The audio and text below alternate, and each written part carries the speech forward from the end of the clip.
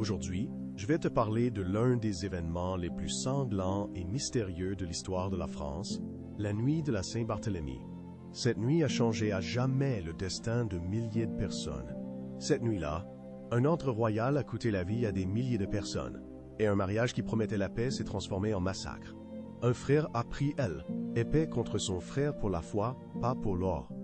Tu découvriras pourquoi les guerres de religion ont commencé en France, qui était derrière le complot, et comment la reine Catherine de Médicis décidait du destin du pays. Pourquoi les Huguenots sont devenus plus dangereux qu'une armée, et comment l'amour à cette époque pouvait devenir un piège cruel, une trahison et une cause de carnage.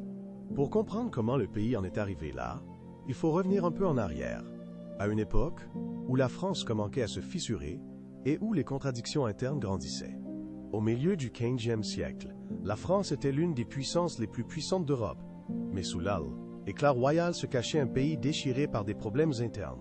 La Renaissance a apporté le développement des arts et des sciences, mais aussi des fermentations religieuses qui ont divisé la France en deux parties, catholiques et huguenots. D'un côté, il y avait les catholiques, Église N était pas seulement une force spirituelle, mais aussi un bastion du pouvoir, État, contrôlant les terres, les finances et la politique. De l'autre côté, il y avait les Huguenots, protestants français, disciples de l'enseignement de Jean Calvin, qui aspiraient à des réformes religieuses et à la liberté de culte. Cette profonde fracture religieuse et politique a conduit à des guerres qui ont duré des décennies, changeant le visage de la France et laissant une marque profonde dans l'histoire. Contrairement aux luthériens plus modérés, les calvinistes insistaient sur un mode de vie strict, l'ascétisme et le refus du luxe. La foi était une affaire de conscience, non soumise au roi ni aux indulgences. Les différences entre catholiques et huguenots ne se limitaient pas au culte. Il s'agissait de deux systèmes de vision du monde distincts, avec des convictions et des traditions fondamentales. Les catholiques croyaient en l'autorité du pape de Rome, en la nécessité des sacrements de l'Église, en la vénération des saints et de la Vierge Marie. Leurs rites étaient somptueux et leurs offices solennels. Pour les catholiques, l'Église était une hiérarchie, une tradition et un pouvoir. Les Huguenots, quant à eux, pensaient que l'homme pouvait communiquer directement avec Dieu sans intermédiaires sacerdotaux. Les Huguenots rejetaient le culte des saints, la vie monastique et les rites ecclésiastiques non fondés sur la Bible. Leurs temples étaient modestes, leurs prières simples et en langue vernaculaire.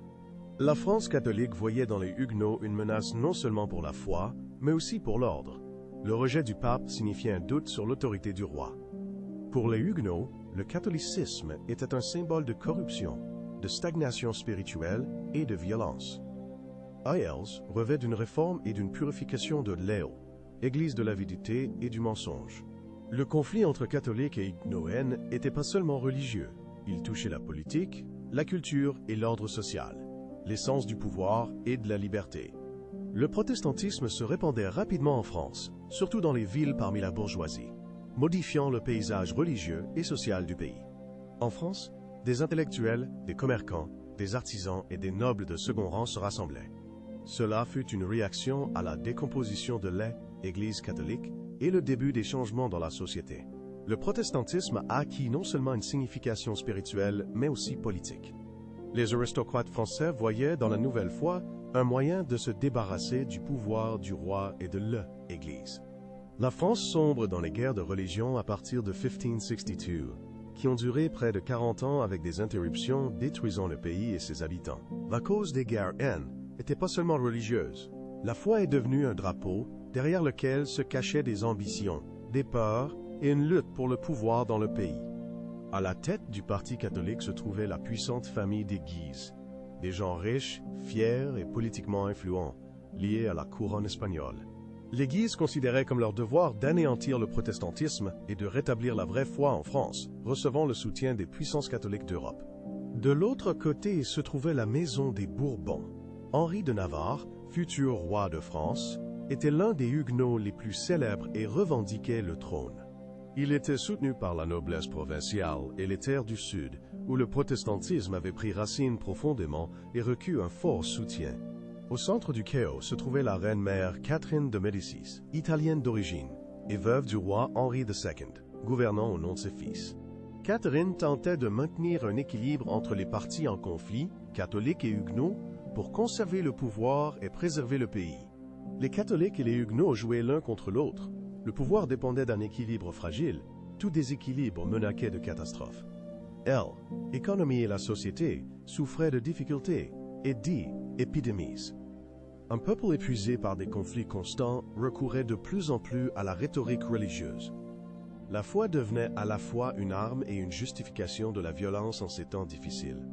À Paris, les Huguenots étaient une minorité, mais dans les villes d'Orléans, La Rochelle, Nîmes, leur influence était forte. Ces villes étaient devenues des bastions protestants, des États dans l'État. Les catholiques répondaient par la création de bandes armées. Le pays sombrait de plus en plus dans une guerre civile, où chaque camp luttait pour sa survie et son influence. Dans cette crise, l'idée de réconciliation par le mariage semblait brillante à beaucoup. Marier le huguenot Henri de Navarre à la catholique Marguerite de Valois pouvait symboliser l'unité et la paix. La nuit de la Saint-Barthélemy n'était pas un hasard. Était une partie d'une chaîne de guerres religieuses, d'intrigues politiques et de peurs humaines qui déchiraient la France. La France était au bord du gouffre, et le moindre faux pas pouvait tourner au drame. Un peuple fatigué de la guerre vivait dans l'espoir de la paix, ou du moins faisait semblant d'espérer. La tension entre catholiques et huguenots menait à des affrontements armés constants. Les frontières entre foi, politique et sécurité personnelle étaient complètement effacées. Mais une possibilité de réconciliation était apparue, semblant pouvoir unir tout le monde. Le mariage devint un symbole d'espoir pour la paix et la fin des effusions de sang en France. Le 18 août, à Paris, eut lieu le mariage d'Henri de Navarre, protestant et roi de Navarre, avec Marguerite de Valois, catholique, et sœur cadette du roi de France Charles Ier. Leur union devait symboliser la réconciliation des deux Frances, catholique et protestante, ou eut du moins une trêve temporaire dans cette guerre sanglante. Henri était jeune, intelligent et ambitieux, fils de la reine de Navarre Jeanne d'Albret, élevé dans un milieu huguenot, strict et sûr de sa justesse. Malgré son jeune âge, il avait déjà montré des qualités de leader, capable de mener les gens. Sa mère, fervente protestante, voyait le mariage avec suspicion. Jeanne est morte peu avant la cérémonie. Les rumeurs disaient qu'elle avait été empoisonnée. Était la France, où personne ne pouvait être totalement digne de confiance. Marguerite, plus tard surnommée la reine Margot, était une jeune fille intelligente et cultivée au caractère fort, mais alors seulement un pion dans un jeu politique. On ne lui demandait pas ses sentiments. Elle fut mariée pour la paix, la politique et des plans royaux loin de la romance. Plan N n'était pas conquis par des esprits romantiques. Catherine de Médicis, reine-mère et cardinal gris de la politique française, cherchait à conserver le pouvoir. Son but N n'était pas l'harmonie pour des idées, mais la conservation du pouvoir et la prévention d'un renforcement de l'opposition. Ni les huguenots ni les catholiques ne devaient obtenir trop d'influence. Pour cela, on sacrifiait même une fille sans hésitation si nécessaire. Le mariage fut préparé rapidement, mais en grande pompe. Paris était décoré, la musique résonnait et des foules affluaient dans les rues de la ville. Avec le fiancé huguenot arrivent des centaines de nobles protestants, des familles illustres, des chefs militaires et des conseillers, créant un événement politique important. Parmi les invités se distinguait Gaspard de Coligny, amiral de France et influent huguenot, leader politique des protestants et médiateur entre le roi et le parti huguenot. Coligny revêt non seulement de la liberté de culte, mais aussi d'une nouvelle France juste, suscitant des inquiétudes parmi la haute hiérarchie catholique. Ces dernières années, il était devenu le principal médiateur entre le roi et les huguenots, respecté et craint par ses ennemis, qui était un détail important mais discret. Les huguenots étaient en ville. ILS étaient nombreux, sans escorte, avec leurs familles. ILS faisait confiance à l'invitation et espérait la paix. Formellement, le mariage était un compromis. Henri restait protestant et la cérémonie religieuse fut célébrée uniquement pour Marguerite séparément. Dans petit symbole se cachait la fragilité de qui se passait. L'union était à la fois réalisée et non réalisée. Les rires aux tables de mariage ne cachaient pas la tension dans l'air. Tout le monde sentait le danger, mais personne ne le disait à voix haute. La noblesse catholique regardait qui se passait avec méfiance et prudence, se préparant aux conséquences possibles.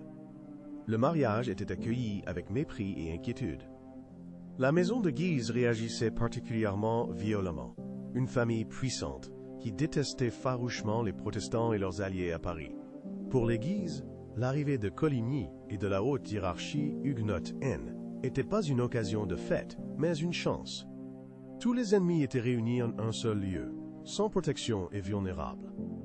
À la même époque, les Huguenots percevaient le mariage comme une victoire. Leur chef épousait la sœur du roi. ILS était respecté et invité à Lourdes. ILS se sentait partie intégrante de l'État. Cette confiance rendait les Huguenots vulnérables, surtout au moment où il fallait être sur ses gardes et prêt au danger. Les jours de fête après le mariage y tiraient avec une fausse légèreté. Bals et banquets se succédaient, les musiciens jouaient dans les rues, et sur les visages se lisaient sourire et froideur dans les yeux. Catherine gardait son calme, Charles Sommier essayait de paraître sûr de lui, et Coligny ressentait une force, même trop grande pour un téléphone moment. Mais une ombre planait sur toute la fête à Paris. Deux camps étaient réunis, qui, il y a seulement quelques années, s'entretuaient. Rien ne garantissait qu'ils ne recommenceraient pas. La nuit approchait, encore au sens figuré, et il était encore possible de changer le cours des événements. Les vœux de mariage ne sauvaient plus rien. Les passions n'étaient pas apaisées. LS était seulement caché, et Silence était le son le plus dangereux de cet été. Dans le chapitre suivant, nous verrons comment la tension éclatera en de nouveaux événements qui changeront le destin de tous les participants de cette histoire tendue. À peine 4 jours après le mariage, le premier coup de feu retentit, déclenchant une chaîne d'événements qu'on ne pouvait plus heurter. Paris vivait dans un état de gueule de bois somnolente après les festivités. Les cortèges et les musiciens avaient quitté les rues. La nourriture simple revenait sur les tables. Les invités commençaient à partir peu à peu. Le silence extérieur cachait une tempête dans les esprits et les couloirs du pouvoir. Vers midi, dans les rues du nord de Paris, un homme grand et maigre au visage sérieux, Gaspard de Coligny, amiral de France, marchait accompagné de ses serviteurs. Coligny N n'était pas simplement un chef militaire, il était un symbole. Suivant de Calvin, ancien catholique devenu protestant par conviction, il avait survécu aux horreurs des guerres sans perdre la foi. On le considérait comme la conscience du parti guénoniste, un homme ferme, raisonnable et juste. Même ses adversaires reconnaissaient. L'amiral était dangereux, non par l'épée, mais par la parole. Ces derniers mois, il fréquentait souvent la cour. Ses relations avec Charles étaient presque paternelles. Coligny prenait une alliance avec les États protestants. Il défendait la réforme de l'administration et, surtout, la guerre contre l'Espagne. Il voulait que la France s'oppose à Philippe II, roi catholique d'Espagne. Philippe II était l'ennemi des protestants dans toute l'Europe, et Coligny voyait dans la guerre une chance de protéger sa foi et son pays. L'amiral, marchant dans la rue de Béthisy en Europe, ne se doutait pas qu'un danger mortel l'attendait déjà. Un tireur était caché au dernier étage de la maison en face. On considère que le commanditaire de l'attentat était le duc de Guise, chef du clan catholique radical et ennemi de Coligny. Les Guise détestaient les protestants et voulaient ramener la France sous le contrôle de Rome. Le coup de feu fut unique. La balle traversa le bras de l'amiral et effleura sa poitrine. Il tomba, perdit connaissance. On le transporta rapidement chez lui, et à la surprise de tous, il survécut. Les rumeurs se répandirent rapidement dans la ville. Toute la capitale Paris était inquiète. Serviteurs, marchands, soldats ne parlaient que d'une chose: qui avait tiré, pourquoi et qui avait commandité l'attentat. Les Huguenots ont paniqué, mais n'ont pas pris les armes. ILS croyait que si le roi était honnête, il trouverait les coupables et les protégerait du danger. Charles Ier a appris la tentative d'assassinat environ 1 heure plus tard. Sa réaction fut mitigée.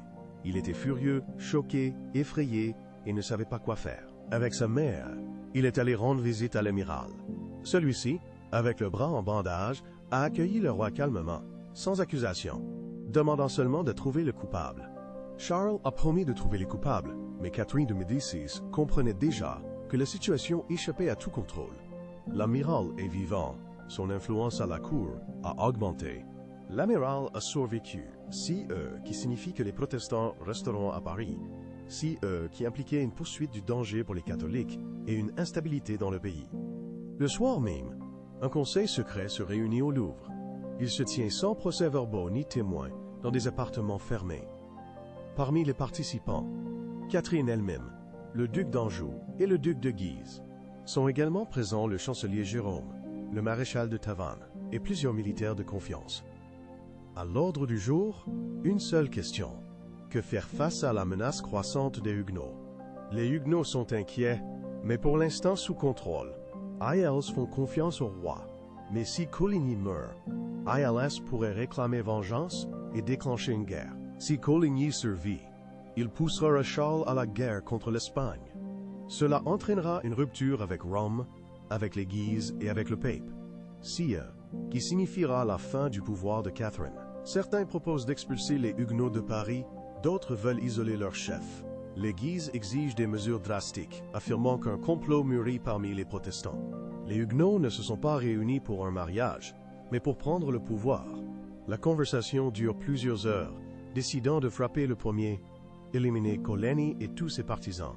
Le coup doit être rapide et secret, la nuit, avant que les protestants ne comprennent ce qui se passe. À ce stade, Charles ne connaît pas encore le plan. Il est appelé plus tard. Catherine le prépare, lui insinuant que la situation a échappé à tout contrôle et que les protestants préparent un coup d'État. Elle parle du devoir du roi, de la menace pour la couronne et du danger pour les frères cadets, convainquant Charles de la nécessité d'agir fermement. Charles est confronté à un choix, entre la confiance en sa mère et la peur pour la couronne et la famille. Sa décision déterminera le destin du pays. Il entre, ayant l'air épuisé. Ces dernières semaines, il dort mal, souffre de maux de tête et de crises de rage. Il hésite, ne prenant pas de décision immédiatement. Au début, il refuse, disant que Coligny est son ami et que le sang n'est pas la solution. Mais la pression monte et la voix de Catherine devient de plus en plus insistante. Les conseillers restent silencieux, simplement présents, mais un à un commencent à lancer leurs suppositions et inquiétudes dans la conversation, alimentant la tension. Et si les Huguenots préparaient déjà une attaque? Et s'ils te tuaient le premier? Et si était déjà trop tard? Ces questions résonnent, le faisant douter encore plus. En crise, comme s'il se défendait contre lui-même, Charles s'exclame « Alors tuez-les tous les Huguenots à Paris !» Un instant de silence, et la décision est prise. Il n'y avait pas d'ordre écrit, mais tout le monde comprenait, le moment était venu.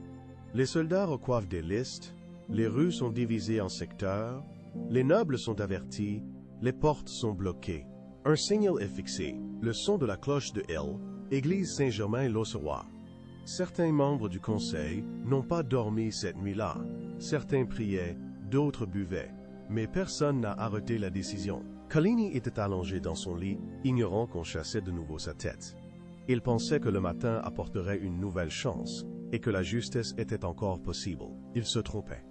Dans le chapitre suivant, commence la nuit de la Saint-Barthélemy.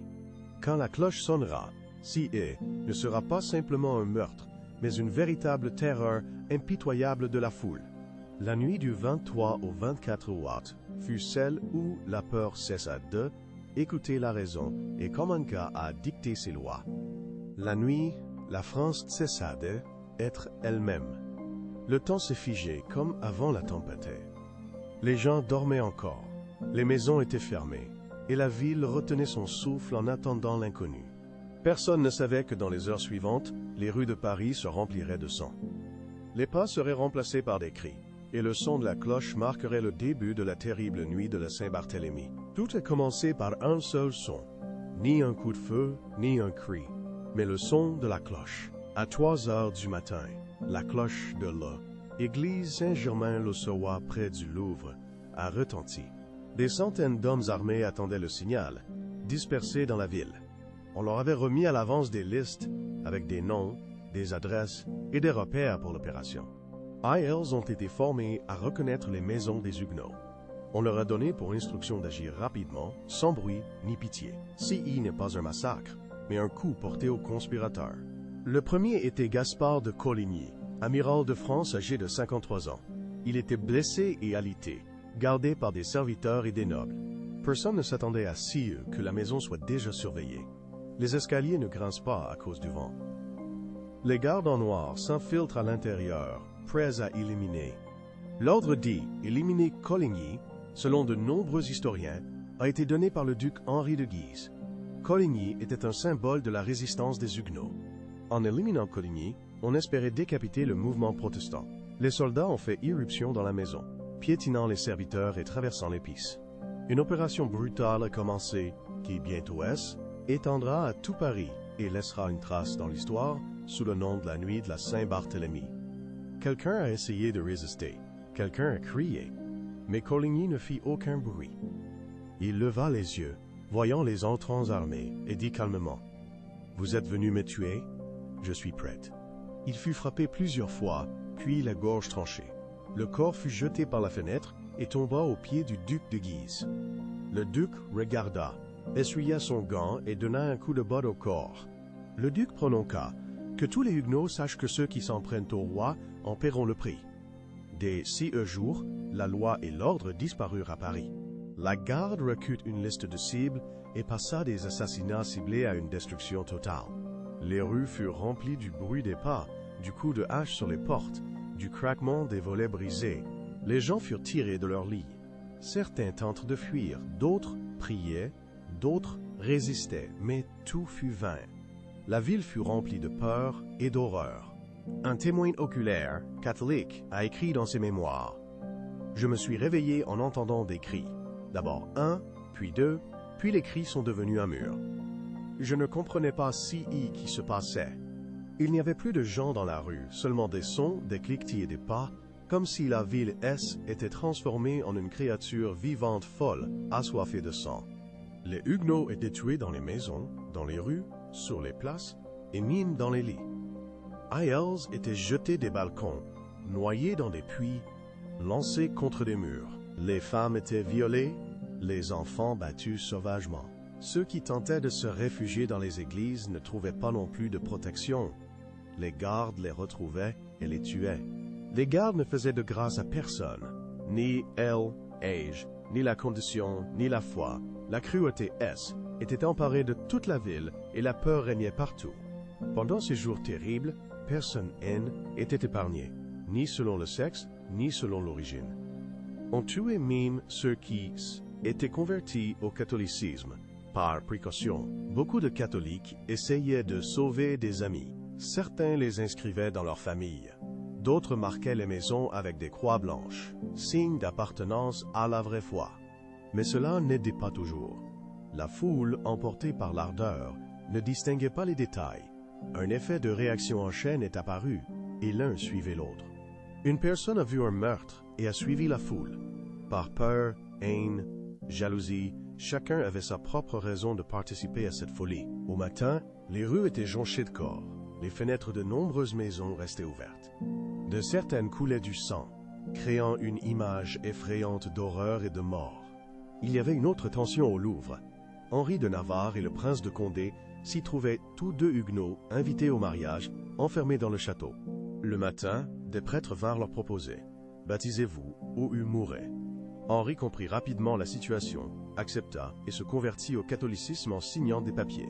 Aïels furent temporairement épargnés. Le prince de Condé accepta aussi. Leur décision sauva leur vie, mais devint plus tard source de débats, malédictions et moqueries. Les Huguenots mirent longtemps à pardonner à Navarre son accord, mais il survécut. Un jour, cela changera tout et influencera l'histoire à venir. Le roi Charles Ier ne dormait pas.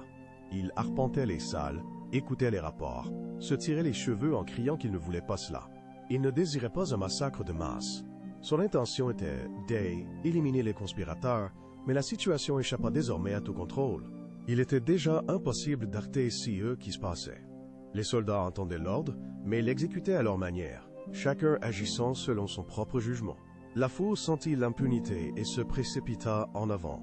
Les témoins affirmaient que Charles se tenait à la fenêtre et, entendant les hurlements, dit « Calmez-les qu'ils cessent ». Je ne voulais pas cela, mais personne écoutait. Les premières 24 heures furent les plus terribles, mais le massacre ne cessa pas. Il dura encore 2 jours, couvrant différents quartiers de la ville par vagues. Les meurtres s'apaisaient, puis reprenaient avec une nouvelle intensité. Beaucoup des premiers acteurs commencèrent bientôt à se cacher, craignant que soit bientôt leur tour. Paris s'est transformé en ville fantôme. Les survivants ne sortaient pas dans la rue, et ceux qui avaient perdu des proches se cachaient chez eux, craignant de nouvelles attaques. Le commerce s'est arrêté. Les bouchers ont refusé de découper les carcasses, l'eau dans le foin a tourné, on a cessé de manger du poisson par peur et par impureté. Les cadavres étaient transportés en charrette, jetés dans la rivière aux hues, enterrés dans des fosses communes. La ville s'est plongée dans le silence et la terreur. Alors le roi, pris de peur, fit ce que le pouvoir fait souvent dans de telles situations, justifier ce qui se passe. À l'instigation de Catherine, un édit royal fut publié, affirmant l'existence d'un complot des Huguenots contre Sa Majesté. Les actions des soldats et des citoyens étaient déclarées non pas un massacre, mais un acte de légitime défense de l'État, transformant le carnage en politique officielle. CUN n'était pas un accident ni une flambée de violence, mais une prétendue nécessité, justifiée en France comme une lutte pour l'ordre et la sécurité. Un silence s'installa. Personne ne célébrait. Paris se tut. Catherine de Médicis apparut en public quelques jours plus tard, vêtue de noir. Charles IX ne se montra pas tout de suite. Son état mental devint instable. D'abord, il assurait à tous qu'il avait agi correctement, puis il sombrait dans des crises d'hystérie. On dit qu'il cessa de dormir, tourmenté par des cauchemars. Il entendait des cris qui n'étaient plus là. Il ne supportait plus la vue du sang, même dans la nourriture. Il sortait presque jamais de ses appartements, effrayé et souffrant. Moins de 2 ans est écoulé, et il est mort à 23 ans de tuberculose, selon la version officielle. Mais tout le monde disait, c'est le sentiment de culpabilité qui l'a tué. La France est restée avec ce qu'elle avait causé. Le sang a été lavé des pavés, mais pas de la mémoire. Les protestants n'ont pas pardonné, les catholiques ont eu peur. Le pays est resté figé dans l'attente d'une nouvelle guerre. Pour l'instant, tout se passait encore seulement à Paris. Après 3 jours sanglants, Paris s'est tu, mais pas la France. La nuit de la Saint-Barthélemy, conçue comme une répression ciblée, s'est transformée en un feu qui s'est échappé du foyer. Il a parcouru ville et village. Les meurtres, commencés dans la capitale, sont devenus un modèle reproduit avec une précision effrayante selon des listes, des ordres et la foi. Les informations sur les événements à Paris se sont rapidement répandues. Déjà, après 2 ou 3 jours, les premières nouvelles sont parvenues en province. Mais CEN n'était pas de simples rumeurs. Si étaient des lettres, des ordres, des messages des autorités, diffusés dans tout le pays. Dans le royaume, des conversations circulaient sur un complot déjoué et des appels à la vigilance. Beaucoup ont interprété cela clairement. Il fallait agir immédiatement pour se protéger soi-même et ses proches. Le premier écho fut le massacre à Meaux, une petite ville à l'est de Paris. Là, les catholiques locaux, pris de panique et de rumeurs, ont fait irruption dans les maisons des Huguenots et ont organisé des exécutions sommaires.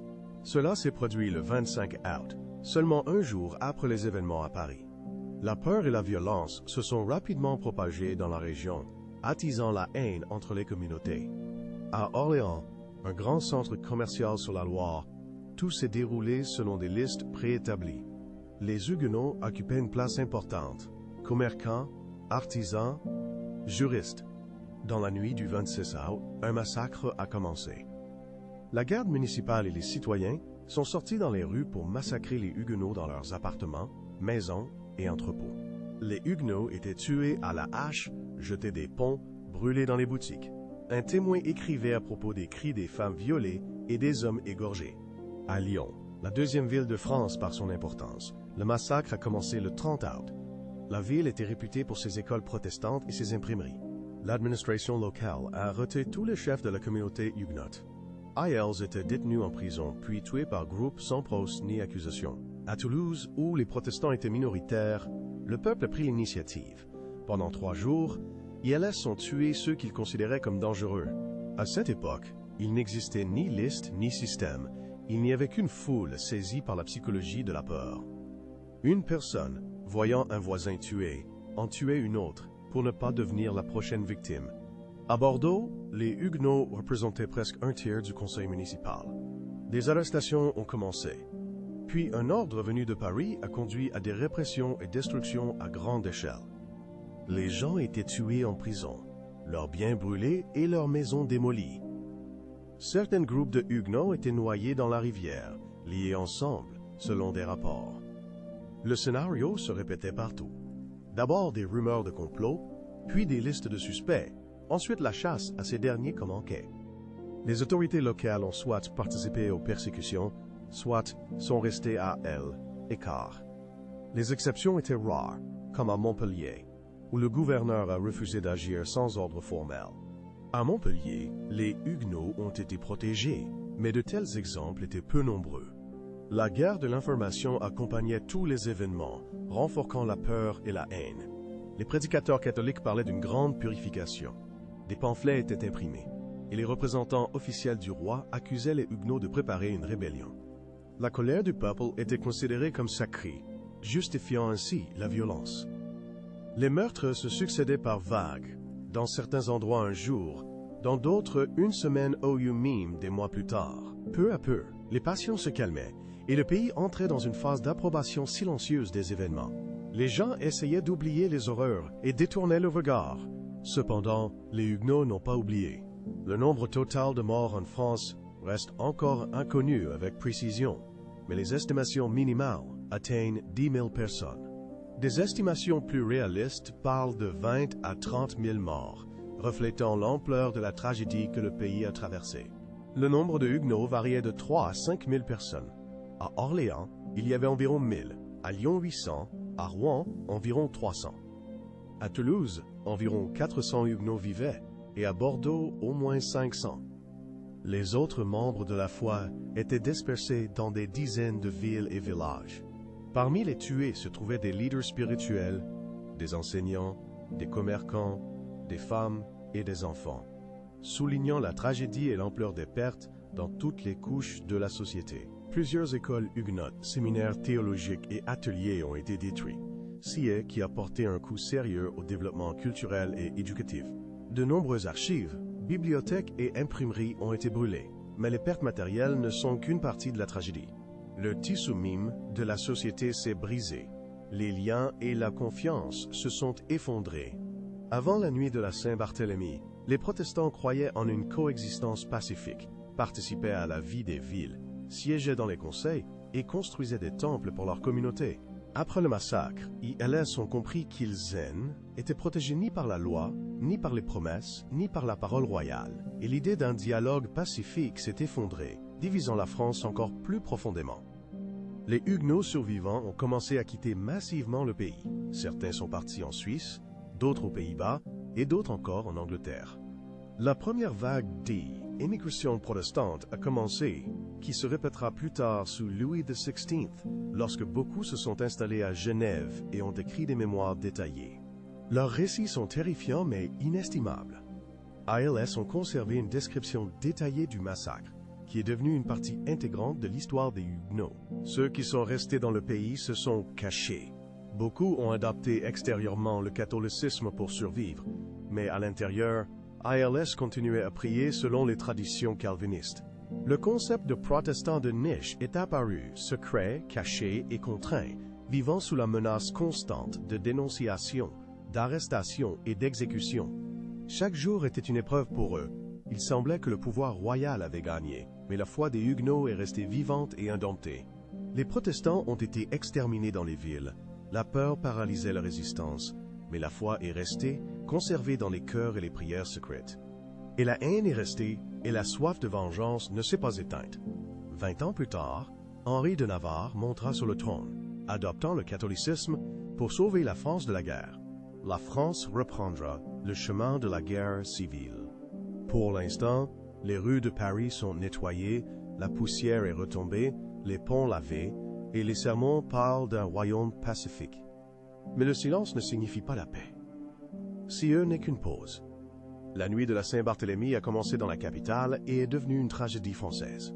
Le massacre n'a pas eu lieu sur ordre, mais sous l'esprit du temps, la peur et l'idée que l'hérésie est une menace à éliminer. Personne ne pouvait plus dire « Nous ne savions pas ».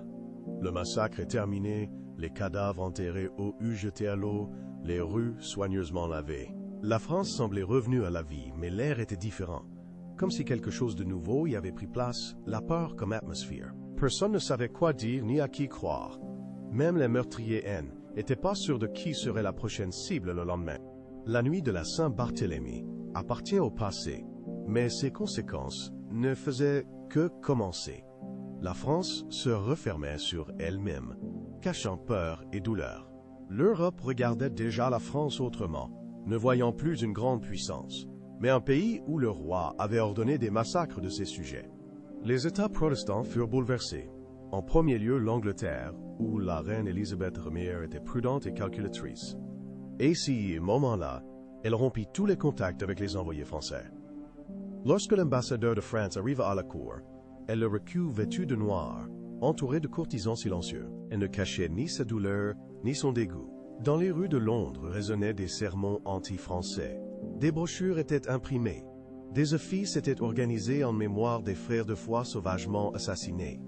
À Genève, cœur du calvinisme, les cloches sonnèrent pendant 3 jours d'affilée. Cet événement recule immédiatement son nom, le massacre de la Saint-Barthélemy. Ce nom fut utilisé par les protestants pendant de nombreux siècles. Dans les principautés protestantes du Saint-Empire romain, on organisait des prières publiques, on lisait des psaumes sur la vengeance et la colère juste. De nombreux théologiens écrivaient des traités condamnant la proximité avec les catholiques. De l'Allemagne protestante et de la Suisse commença une vague de soutien aux réfugiés français. Ils étaient accueillis dans les universités, logés dans des auberges, aidés financièrement et du pain était apporté dans les églises pour les frères venus de France. Aux Pays-Bas, on attribuait des terres aux Huguenots pour des fermes. Le monde protestant ne se contentait pas de pleurer, il s'unissait. La nuit de la Saint-Barthélemy devint un point de non-retour. Les compromis avec les catholiques semblaient impossibles. À Rome, la réaction fut au contraire opposée. Là-bas, le massacre fut perçu comme une victoire du catholicisme. Le pape Grégoire XIII organisa personnellement un office de remerciement et une messe solennelle en l'honneur de l'élimination de l'hérésie. Le clergé, les cardinaux et la noblesse se rassemblèrent. Dans la cour du Vatican, sur son ordre, une médaille fut frappée avec l'image du pape et l'inscription « Extermination des Huguenots ». Au palais apostolique, l'artiste Vasser reçut la commande de peindre une fresque représentant le massacre des Huguenots et une scène à Paris, portant un message clair. C'est un art avec un message. Nous n'avons pas honte, nous sommes fiers. Mais la réaction dans le monde catholique fut ambivalente et provoqua un choc politique. De nombreux monarques catholiques craignaient non pas la nature religieuse, mais le danger politique. Si l'on peut tuer des sujets pour leurs opinions, qu'est-ce eux qui les en empêcheraient? Philippe II d'Espagne, fervent catholique, approuva d'abord les actions des Français, mais comprit que la France était devenue une menace géopolitique incontrôlable. La France refusa de se soumettre à Rome et agissait de manière autonome, qui devint une trajectoire imprévisible, suscitant peur et méfiance. Dans les pays neutres, une nouvelle perception de la France s'installa. Les ambassadeurs craignaient de se rendre, les commerçants ne voulaient pas faire affaire, la réputation s'effondra. Le principal se passa à l'intérieur de la France. Après la nuit de la Saint-Barthélemy, le pouvoir devint imprévisible. Les décrets et serments perdirent leur force. Même les catholiques comprirent, si l'on peut tuer des Huguenots, demain n'importe qui peut être exécuté. La noblesse urbaine cessa de faire confiance à la cour et à la couronne. Les élites locales renforçaient les garnisons et formaient leurs propres troupes. Une nouvelle phase d'anarchie politique et de fragmentation commença. Le mouvement huguenot ne disparut pas. Il se replia en profondeur, poursuivant la lutte et conservant la foi dans des conditions difficiles. Certains passèrent dans la clandestinité, d'autres s'enfuirent. Mais le protestantisme ne disparut pas.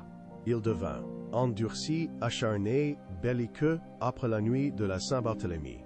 C'est précisément après la nuit de la Saint-Barthélemy que les Huguenots ont cessé de parler de dialogue, ne parlant désormais que d'armes. Leur humeur est devenue combative et résolue. Beaucoup de protestants français écrivaient. Leur ouvrage n'est pas simplement un souvenir, mais un acte d'accusation. Ils décrivaient des signes cruels de meurtre et les conséquences morales. Ces textes circulaient en Europe, étaient imprimés clandestinement, lus lors de réunions souterraines. Ainsi se formait la mémoire culturelle du traumatisme. L'expression « massacre de la nuit de la Saint-Barthélemy » est devenue un symbole. Elle est entrée dans la poésie, la philosophie et la peinture, reflétant la profonde signification d'elle, événement. Des siècles plus tard, les artistes de époque romantique comme Gustave Moreau, représentaient cette nuit comme une catastrophe mythique, et non simplement un fait.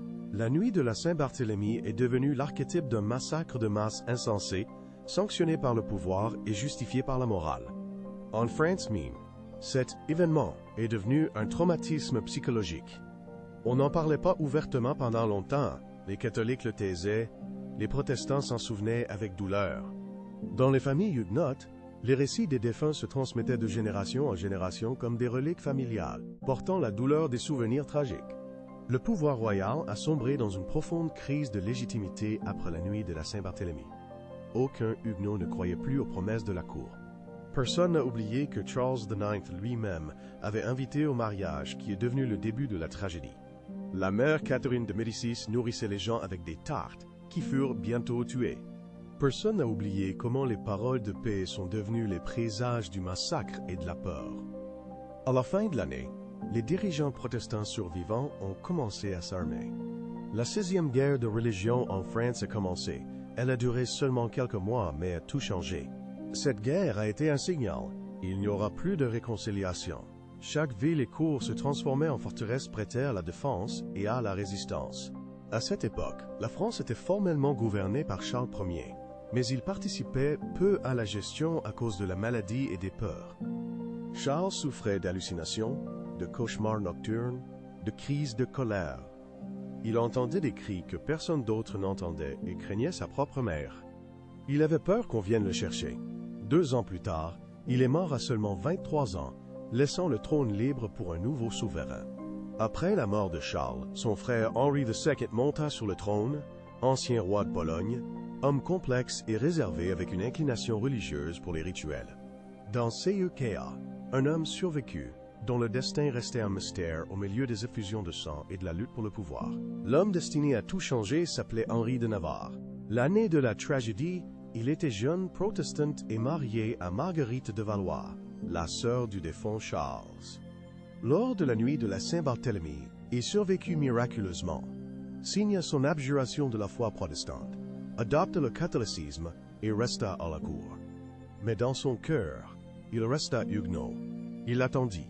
5 ans durant, il vécut à Paris comme un prisonnier d'honneur sous surveillance. On ne le laissait pas rejoindre l'armée, on ne lui donnait pas de terre, et on ne le laissait pas rentrer chez lui. Il était un invité sous suspicion, mais il réussit à s'enfuir.